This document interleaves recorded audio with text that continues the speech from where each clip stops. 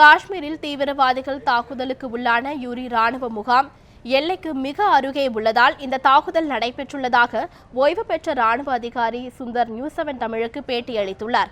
தாக்குதலின் போது கூடாரங்களில் தீப்பற்றியதே உயிரிழப்புக்கு அதிகரிக்க காரணம் என்றும் சுந்தர் தெரிவித்துள்ளார்.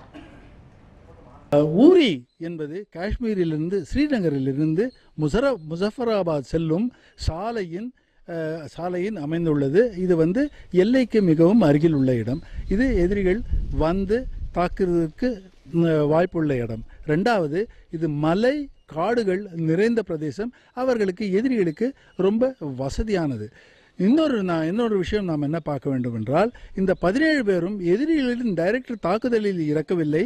இவர்கள் ஒரு இடத்திலிருந்து இன்னொரு இடத்துக்கு சென்று கொண்டிருக்கும் பொழுது டெம்பரரி ஷெல்டர்களில் இருந்த பொழுது இவர்கள் மேல் தாக்குதல் வந்ததில் இவர்களிடமிருந்த ஆயுதங்களும் தளவாடங்களும் தீப்பிடித்து அந்த தீயினால் இவர்கள் இறந்திருக்கிறார்கள்.